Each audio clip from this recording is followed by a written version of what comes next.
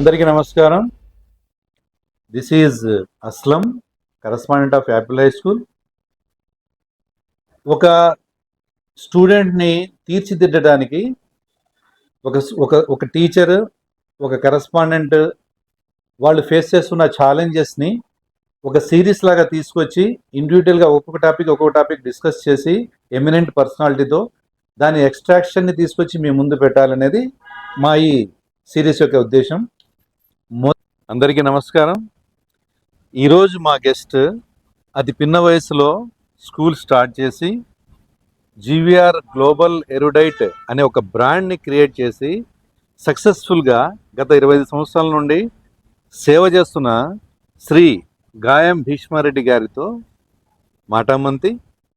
మేము ఈరోజు డిస్కస్ చేయబోయే విషయం ఏంటి అంటే, ఎకానమీ స్కూల్స్ కార్పొరేట్ స్కూల్స్ కంటే కూడా వెనకబడి ఉన్నాయని కానీ, లేకపోతే ఎకానమీ స్కూల్స్ కార్పొరేట్ స్కూల్ని ఏ యాంగిల్లోనూ కాంపీట్ చేయలేకపోతున్నాయని కానీ, ఈ విధమైన టాక్ పేరెంట్స్లో కానీ మార్కెట్లో కానీ ఉంది. కాబట్టి దానికి సంబంధించి ఎకానమీ స్కూల్స్ కార్పొరేట్ స్కూల్స్తో పోటాపోటీగా ఏ విధంగా మనము డెవలప్ చేసుకోవాలి, ఏ విధంగా ఎడ్యుకేషన్ ఇవ్వాలి అనేది ఈరోజు ప్రధాన అంశం. సో దానికి సంబంధించి గాయం భీష్మారెడ్డి గారి అభిప్రాయం తీసుకుందాం ఈరోజు. సార్ నమస్తే. సార్ నమస్కారం. సార్,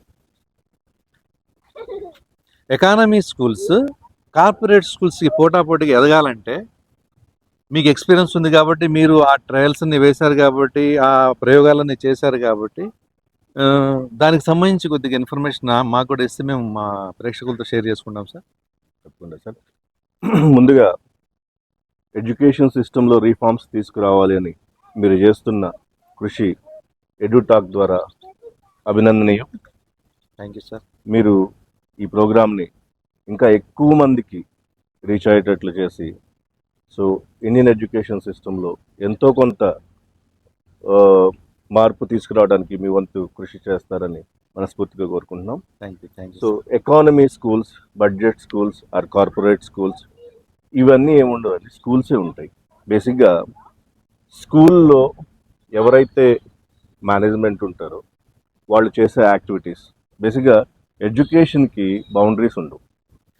సో ప్రమోషన్ అనేది ఎకానమీ స్కూల్స్ కొంచెం తక్కువ చేసుకుంటాయి. కార్పొరేట్ స్కూల్స్ అనేది ఒక స్కూల్ కాదు కాబట్టి వాళ్ళు నెంబర్ ఆఫ్ ప్లేసెస్లో ఒకే ప్రోడక్ట్ని ఎక్కువ చోట్ల తీసుకుగలుగుతారు కాబట్టి వాటిని మనం కార్పొరేట్ సెక్టర్ అంటాము. బేసిక్గా కార్పొరేట్ సెక్టర్ అయినా ఏ స్కూల్ కేటగిరీ అయినా end of the day schools పిల్లలకి బెనిఫిట్ చేయాలనే కాన్సెప్ట్తోనే ఉంటారు. మనలో చాలామంది మనం ఎందుకు కార్పొరేట్ అవ్వలేకపోతున్నాం, మన బడ్జెట్ స్కూల్స్కి ఎందుకు మిగిలిపోతున్నాం అనేది మన మైండ్ సెట్ మీద డిపెండ్ అయి ఉంటుంది. సో ఏ స్కూల్లో అయినా ఇంపార్టెంట్ ఇన్ఫ్రాస్ట్రక్చర్తో పాటు టీచర్స్ని, క్వాలిటీ టీచర్స్ని ప్రొవైడ్ చేయటం, క్వాలిటీ ఎన్వైరన్మెంట్ ప్రొవైడ్ చేయడం అనేది ఒక స్కూల్గా మన బాధ్యత. ఎవరైతే ఈ 3 పనులు చేయగలుగుతారో అవి కూడా కార్పొరేట్ స్కూల్స్గా టర్న్ అయ్యి చాలా మందికి సేవలు అందించే అవకాశం దొరుకుతుంది. మనము ఎట్టి పరిస్థితుల్లోని కార్పొరేట్ సిస్టమ్ని ప్రమోట్ చేయాల్సిన అవసరం లేదు, మనమే కార్పొరేట్ సిస్టమ్గా ఎదగాల్సిన అవసరం ఉంది. అంటే మీరు చెప్పేది ఏంటి? ప్రధానంగా ఇన్ఫ్రాస్ట్రక్చర్ అంటారు. Infrastructure differentiates, quality of teachers కావచ్చు, the activities which we are implementing in the school కావచ్చు, అట్లాగే మనం చేసే యాక్టివిటీని పేరెంట్స్ దాకా తీసుకెళ్ళటం కావచ్చు. ఇవన్నీ చాలా ఇంపార్టెంట్. మనం స్కూల్లో చేసే యాక్టివిటీస్ని పేరెంట్ ద్వారా మనం పిల్లల దాకా పేరెంట్ త్రూ తీసుకెళ్ళగలిగితే మనల్ని కూడా కార్పొరేట్ సెక్టర్గా. ఇప్పుడు మేము చూసాము మీ స్కూల్లోనే నెంబర్ ఆఫ్ యాక్టివిటీస్ ఉంటాయి, యోగాకి సంబంధించి, ఫిజికల్ గేమ్స్కి సంబంధించి అన్ని స్కూల్స్లో చేస్తారు. కానీ కార్పొరేట్ అనేవాళ్ళు వాటిని ఎక్స్పోజ్ చేయగలుగుతారు, మనం ఎక్స్పోజ్ చేయలేకపోతున్నాం. ఎందుకంటే 4 వాల్స్ మధ్య జరిగేది పేరెంట్కి తెలిసే అవకాశం ఉండదు.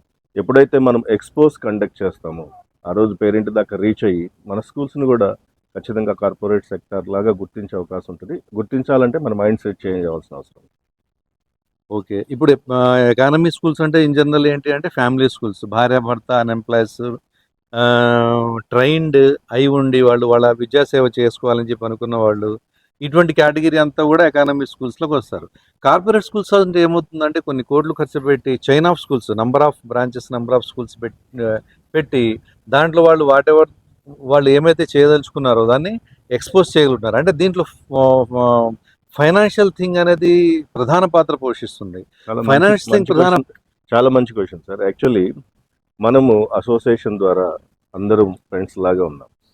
సో మనం కూడా ఒక కార్పొరేట్ సెక్టర్ లాగా ఎదగాలి అనుకుంటే మన స్కూల్స్ని కూడా ఒక కొన్నిటిని కొంతమంది కలిసి లైక్ మైండ్స్ కలిసి, ఈ ఎకానమీ అనేది పెద్ద మ్యాటర్ కాదు, మన అందరం కలిస్తే మనం కూడా ఎకానమీని సృష్టించగలుగుతాము, మనం కూడా కొన్ని గ్రూప్ ఆఫ్ స్కూల్స్ని పెట్టగలుగుతాము. ఓన్లీ థింగ్ ఏంటంటే అలాంటి వాళ్ళని ఒక చోటుకి తీసుకొచ్చే మనిషి కావాలి. సో అలాంటి ప్రయత్నం మీరు ఫ్యూచర్లో చేయాలని, ఇంకా ఎక్కువ బెనిఫిట్ స్టూడెంట్స్ జరిగేలాగా స్కూల్స్ని ఎస్టాబ్లిష్ చేయాలని మేము మనస్ఫూర్తిగా కోరుకుంటాం. ఓకే. మన ఎకానమీ స్కూల్స్ అయినా కార్పొరేట్ స్కూల్స్ అయినా ఒకటే టార్గెట్ ఏముంటుంది అంటే చైల్డ్కి, పిల్లవాడికి మంచి ఎడ్యుకేషన్ ఇచ్చేసి వాడి ఫ్యూచర్ని బ్రైట్ అంటే వాడు హయ్యర్ లెవెల్కి వెళ్ళేటట్టుగా తోడ్పడాలి అని చెప్పి ఉంటుంది. ఇక్కడ ఏమవుతుంది, మనకు ఎకానమీ స్కూల్స్లో ఇన్ఫ్రాస్ట్రక్చర్ ప్రాపర్గా ఉండకపోతే, సపోజ్ అనుకుందాము, ప్రాపర్గా ఉండకపోతే ఈ ఈ చేసే ఈ జర్నీలో మనం కొద్దిగా వెనకపడతామేమో అట్లా అని చెప్పి అనిపిస్తూ ఉంటుంది. సో దీన్ని ఓవర్కమ్ చేయాలి అంటే మనం ఏ విధంగా దాన్ని, అంటే మనకున్న ఫెసిలిటీస్ని యూటిలైజ్ చేసుకుంటూ, మనం కార్పొరేట్ స్కూల్తో కంపేర్ చేయాలంటే కోట్లు ఖర్చు పెట్టేసి ఇన్ఫ్రాస్ట్రక్చర్ డెవలప్ చేయాలి, ఆ పరిస్థితి చాలామందికి ఉండకపోవచ్చు. కానీ మనకున్న దాంట్లో మనం ఏ విధంగా చేస్తే మనం ఆ టార్గెట్ని మనం రీచ్ కాగలుగుతాం. మనం ఫస్ట్ స్కూల్లో క్వాలిటీ ఇవ్వటం అనేది ఖచ్చితంగా మనకు నైతికంగా మన బాధ్యత. దాంతోపాటు ప్రమోషనల్ యాక్టివిటీస్, అలాగే ప్రమోషనల్ యాక్టివిటీస్ చేస్తూ మీరు పేరెంట్ నేచర్ని అబ్జర్వ్ చేస్తే ఒక్కొక్క చోట వాళ్ళ స్టేటస్ కోసం నేను ₹1,00,000 ఫీజు కడుతున్నాను అని చెప్పి తిడుతూ ఉంటాడు. దాని అర్థం అతను తిడుతున్నాడని కాదు, అతను స్టేటస్ చెప్పుకుంటున్నాడు. సో మనందరం ఏమనుకుంటున్నాం అంటే ఆ స్కూల్ని తిడుతున్నాడు అనుకుంటున్నాం. సో ఎక్కడైతే ఒక స్కూల్ని వాళ్ళు ఇంతగా ప్రమోట్ చేస్తారో ఆ స్కూల్స్ అన్నీ ఆబ్వియస్లీ బడ్జెట్ కేటగిరీకి దూరంగా ఉంటాయి. ఏ స్కూల్స్ అయితే మీ ముందు పొగుడతారు, వెనక్కి వెళ్ళిన తర్వాత ఏమీ లేదని చెప్తారు, అవన్నీ బడ్జెట్ కేటగిరీలో మిగిలిపోతాయి. సో కాబట్టి పేరెంట్కి ఏం కావాలి, పేరెంట్ త్రూ స్టూడెంట్కి ఏం అందించగలమో మనం ఐడెంటిఫై చేయగలిగితే ఈ ప్రాబ్లం మనం ఈజీగా అధిగమించవచ్చు. అంటే పేరెంట్ సైకాలజీ ప్రకారం పేరెంట్ ఒక రెప్యూటెడ్ స్కూల్లో చదివిస్తున్నానంటే reputation is nothing but the brand. అంటే మనం ఎకానమీ స్కూల్స్ కూడా మనం ఒక బ్రాండ్ని క్రియేట్ చేసుకోగలుగుతాం. ఆ విధంగా పేరెంట్ అంటే ఆ రిచ్నెస్ ఫీల్ అయ్యేటట్లుగా, parent my child was studying in this school అని చెప్పి చెప్పుకునేటట్లుగా మనం ఆ బ్రాండ్ నేమ్ని మనం క్రియేట్ చేయగలుగుతామా?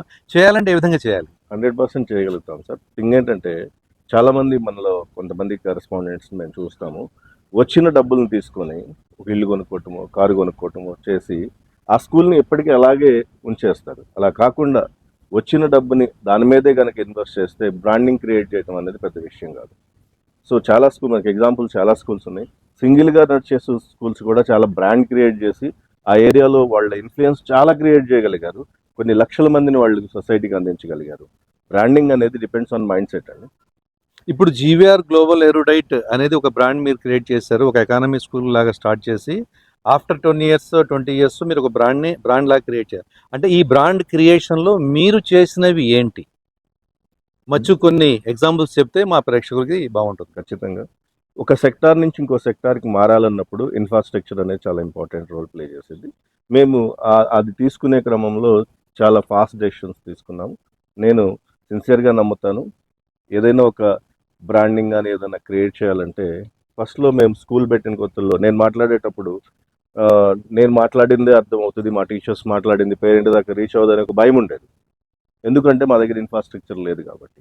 కానీ ఇప్పుడు మా స్కూల్లోకి ఎంటర్ అవ్వగానే నేను మాట్లాడాల్సిన అవసరం లేదు, మా అడ్మిన్ మాట్లాడాల్సిన అవసరం లేదు, మా ఇన్ఫ్రాస్ట్రక్చర్ మాట్లాడుతుంది.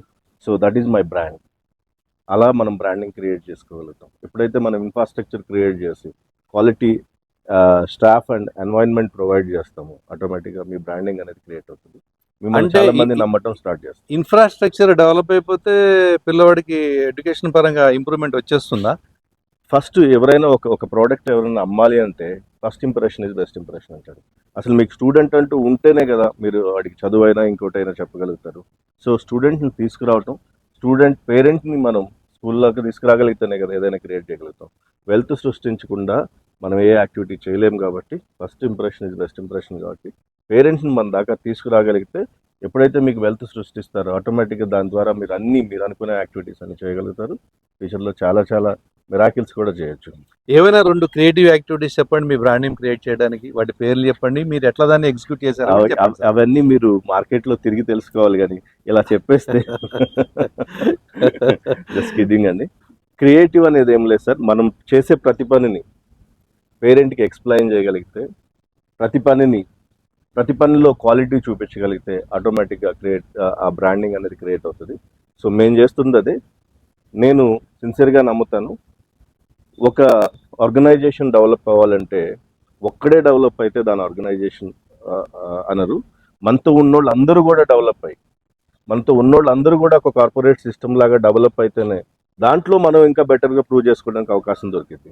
మన దగ్గర ఉన్న స్కూల్స్ అన్ని చిన్న స్కూల్స్ అయిపోయి ఇన్ఫ్రాస్ట్రక్చర్ లేకుండా, మీరు ఒక్కళ్ళే ఒక గ్రేట్ ఇన్ఫ్రాస్ట్రక్చర్తో ఉంటే కూడా మిమ్మల్ని ఇన్ఫ్రాస్ట్రక్చర్ స్కూల్ కింద కన్సిడర్ చేయరు.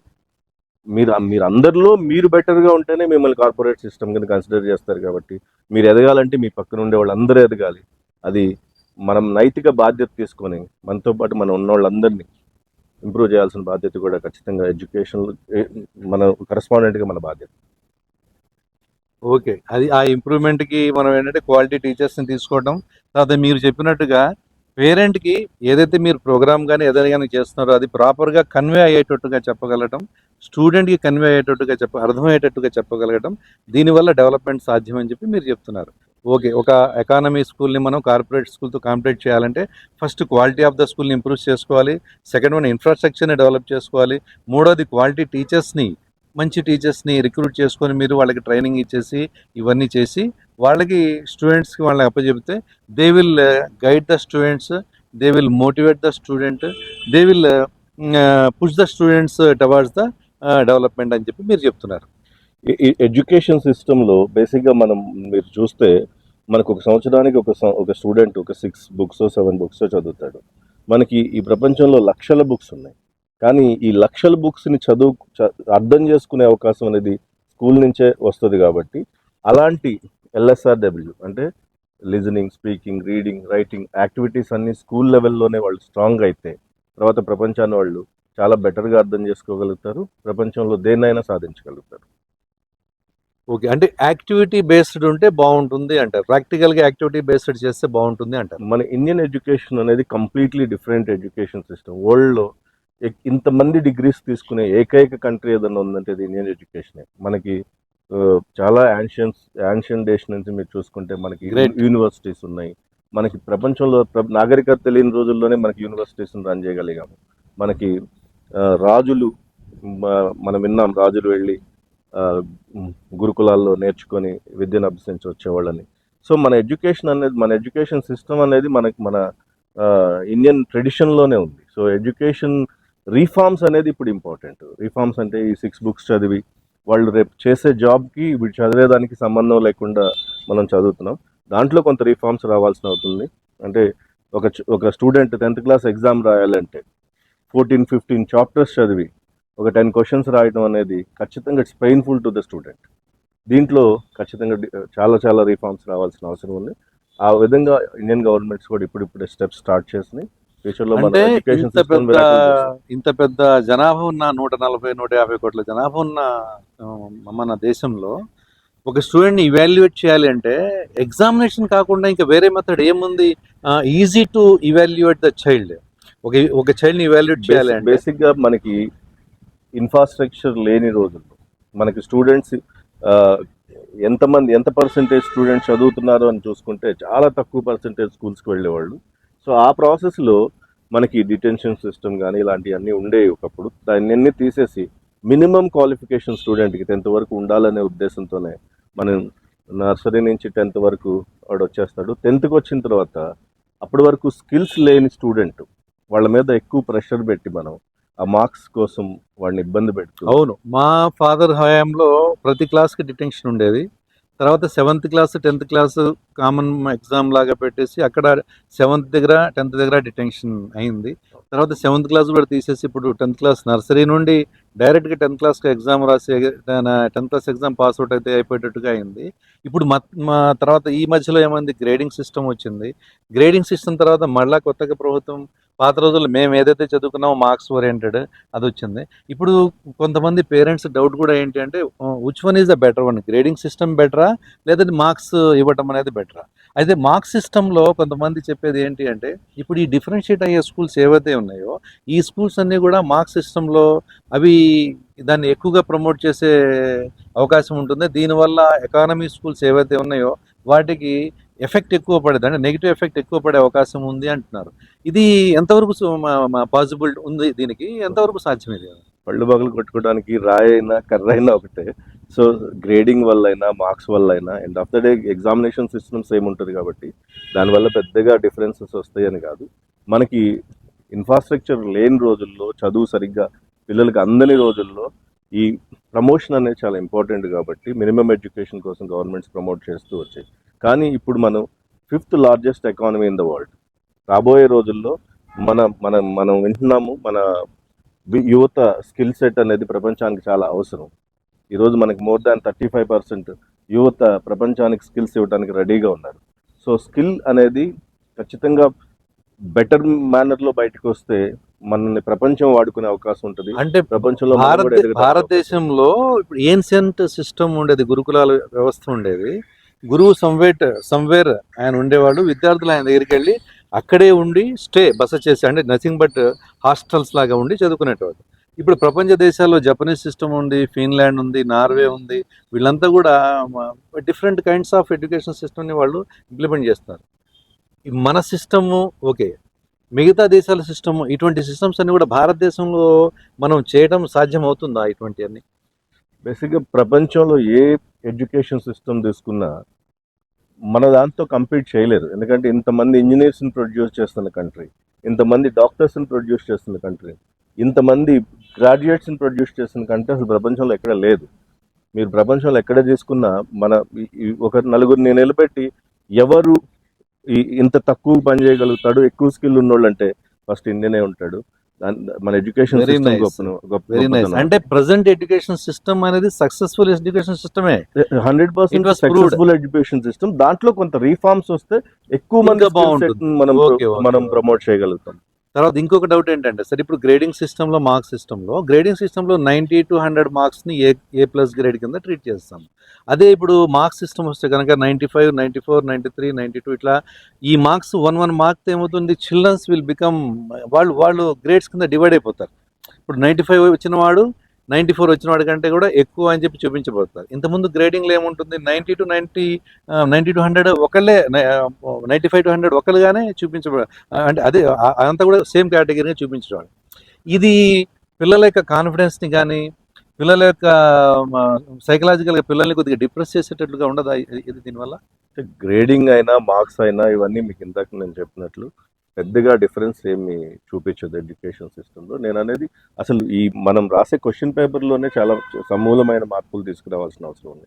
ఎందుకంటే ఒక 40-50 చాప్టర్లు చదివి ఒక 50 క్వశ్చన్స్ రాయడం అనేది దుర్మార్గం.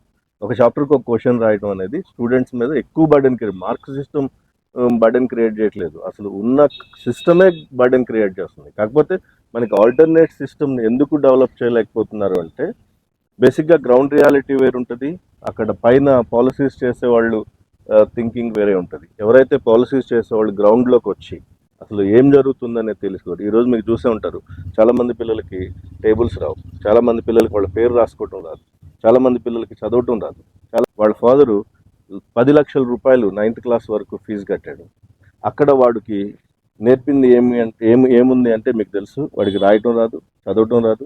అలాంటి వాడిని తీసుకొచ్చి మీ దగ్గర అప్పచెప్పినప్పుడు వాడు 10th క్లాస్ పాస్ అయ్యి బయటకు వెళ్ళాడు. ఇప్పుడు చెప్పండి, మనం కరెక్ట్గా ఉన్నామా లేకపోతే వాళ్ళు కరెక్ట్గా ఉన్నారంటే ఇట్స్ ఆల్ డిపెండ్స్. అక్కడ ఉన్నోళ్ళు బాగా చదవట్లేదని కాదు, మన దగ్గర ఉన్నోళ్ళంతా బాగా చదువుతున్నారని కాదు. కండిషన్ స్టూడెంట్స్ ఆర్ సేమ్, ఇక్కడైనా అక్కడైనా స్టూడెంట్స్ ఆర్ సేమ్, కానీ కొన్ని ఫ్యాక్టర్స్ స్టూడెంట్స్ ఇన్ఫ్లుయెన్స్ చేయడం వల్ల కొంత పర్సెంటేజ్ ఆఫ్ స్టూడెంట్స్ ఇన్ఫ్లుయెన్స్ అయ్యే అవకాశం ఉంది. ఇంకొక ఎగ్జాంపుల్ కూడా చెప్తాను. మా పిల్లలు ఒక పేరున్న కార్పొరేట్ సెక్టార్ స్కూల్లో చదివారు ఎప్పుడు మన కోవిడ్ ముందు వరకు.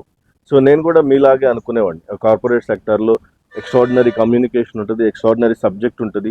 ఆ 4 walls మధ్య ఏం జరుగుతుందో మనకు తెలియదు కాబట్టి అలాంటి అనుకునే పరిస్థితి ఉంటుంది. ఏ రోజైతే ఎడ్యుకేషన్ మన ఇంటికి వచ్చిందో, ఏ రోజైతే వాళ్ళు చెప్పింది మనం వినటం స్టార్ట్ చేసాం, ఆ రోజు నాకు అర్థమైంది వాళ్ళ స్టాండర్డ్స్ ఏంటి అనేది. ఈరోజు టీచింగ్ ఫీల్డ్కి రావడానికి ఎంతో మంది చదువుకున్న వాళ్ళు ఇంట్రెస్ట్ చూపించట్లేదు. ఎందుకు అంటే వేరియస్ రీజన్స్ ఉండొచ్చు. ఫ్యూచర్లో టీచర్ దొరకడం అనేది బిగ్గెస్ట్ ఛాలెంజ్ అవుతుంది. సో ఆ సిస్టంలో ఇప్పుడు బతుకుతూ మనం ఏదో ఉంది 4 walls వాళ్ళు ఏదో ఎక్స్ట్రాడినరీగా చేస్తున్నారు అనుకునేది ఖచ్చితంగా మనల్ని మనం మోసం చేసుకోవటం అవుతుంది. నేను ఆ రోజు వాళ్ళ ఎడ్యుకేషన్ సిస్టమ్ చూసిన తర్వాత తీసుకొచ్చి ఆ స్కూల్ కన్నా, ఆ కార్పొరేట్ సెక్టార్ కన్నా మా స్కూల్ చాలా బెటర్ అని మా అబ్బాయిని తీసుకొచ్చి మా స్కూల్లో జాయిన్ చేసుకున్నాను. ఈరోజు వాడు బాగా చదువుకుంటున్నాడు. లేకపోతే మా పిల్లల భవిష్యత్తు నేనే పాటు చేస్తున్నాడు అయ్యింది. అంటే అల్టిమేట్గా ఏముంటుంది అంటే స్టూడెంట్కి ఇన్ఫర్మేషన్ తీసుకోవడం, మెమరైజ్ చేయడం, ప్రజెంట్ చేయడం. మన ఎగ్జామినేషన్ సిస్టమ్ ఇట్లాగే ఉంటుంది. Information he has to get from somewhere, దాన్ని మెమరైజ్ చేసుకోవాలి. మెమరైజ్ చేసుకున్న దాన్ని ఎగ్జామినేషన్లో ప్రజెంట్ చేస్తే హీ విల్ గెట్ ద. నేను చెప్పేది ఏంటంటే చిన్న ఎగ్జాంపుల్ చెప్తాను సార్. ఏంటంటే ఇప్పుడు వీడు డాక్టర్ అవ్వాలి అనుకున్నాడు, వాడికి మినిమం మ్యాథమెటిక్స్ సరిపోతాయి. వాళ్ళకి మొత్తం మ్యాథమెటిక్స్ ఇంటర్మీడియట్ లెవెల్లో మ్యాథమెటిక్స్ నేర్పాల్సిన అవసరం లేదు వాడికి. సో ఇంజనీర్ అవ్వాలనుకుంటున్నాడు, లేకపోతే సిఏ చదువు అంటే వాడు ముందే కనుక చూజ్ చేసుకోగలిగితే, మనకి ఇప్పుడు న్యూ ఎడ్యుకేషనల్ పాలసీ అదే చెప్తుంది. మీరు వాళ్ళకి 10th వరకు చదివితే ఒక సర్టిఫికేట్ వచ్చింది, ఇంటర్మీడియట్ వరకు చదివితే ఒక వొకేషనల్ సర్టిఫికేట్ వచ్చింది, ఇంటర్మీడియట్ తర్వాత ఇంకొక సర్టిఫికేట్ వచ్చింది.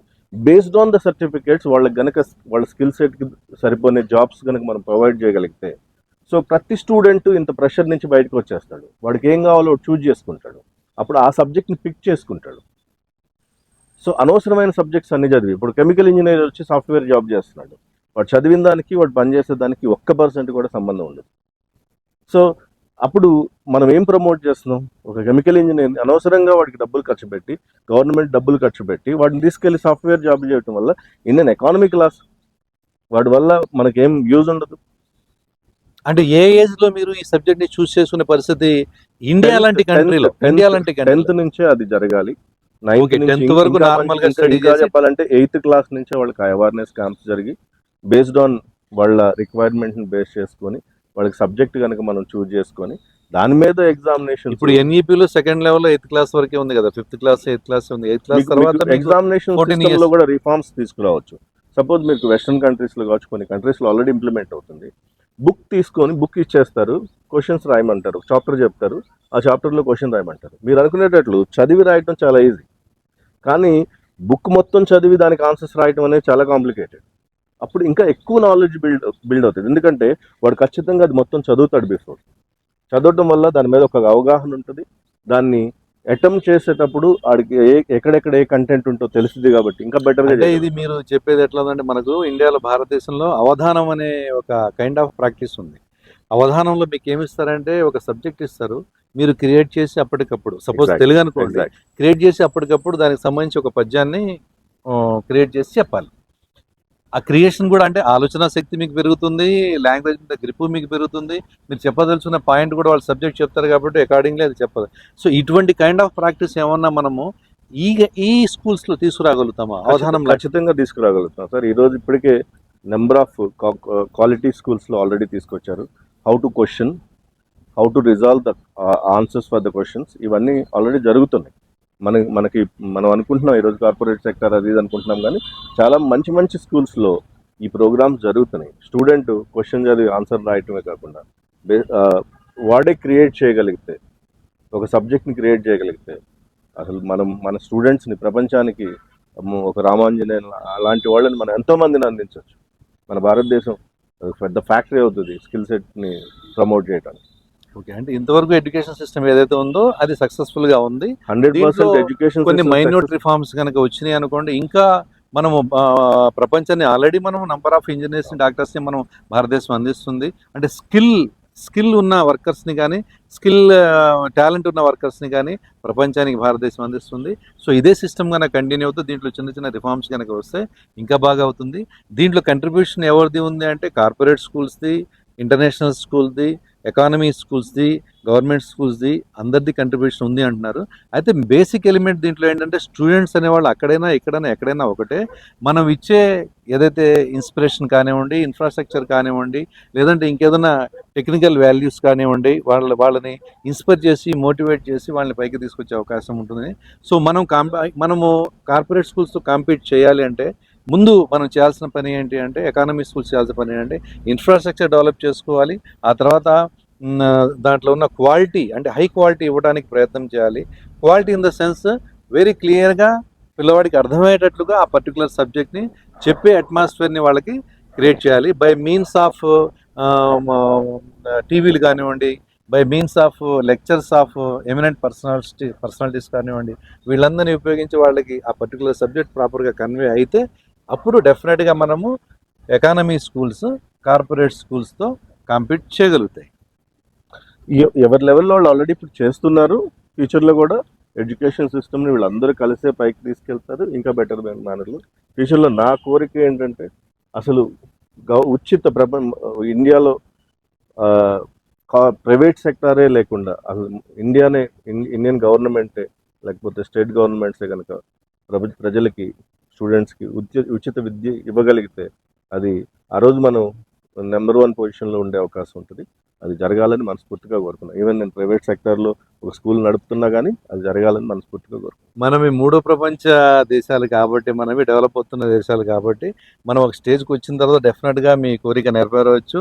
గవర్నమెంటే సర్వబాధ్యతలు తీసుకొని ఫ్రీగా అందరికీ ఎడ్యుకేషన్ ఇచ్చే పరిస్థితి రావచ్చు. దానికి మనం మనస్ఫూర్తిగా కోరుకుందాము. ఈరోజు మన భీష్మారెడ్డి గారితో ఈ రోజు మనము ఎడ్యుకేషన్ సంబంధించి చాలా ముఖ్యమైన వాల్యుబుల్ విషయాలు తెలుసుకున్నాము. అట్లా ఈయన సక్సెస్ కావడానికి కారణాలు కూడా ఆయన నర్మగర్భంగా అయినా సరే చెప్పారు. దీన్ని అర్థం చేసుకుని కనుక మీరు ఇంప్లిమెంట్ చేస్తే డెఫినెట్గా కార్పొరేట్ స్కూల్స్కి మనము ఎకానమీ స్కూల్స్ ఏ విధంగానూ తక్కువ కాము అనేది మనం భవిష్యత్తులో ప్రూవ్ చేయబోతున్నాము, చేయొచ్చు. Thank you sir, thank you very much.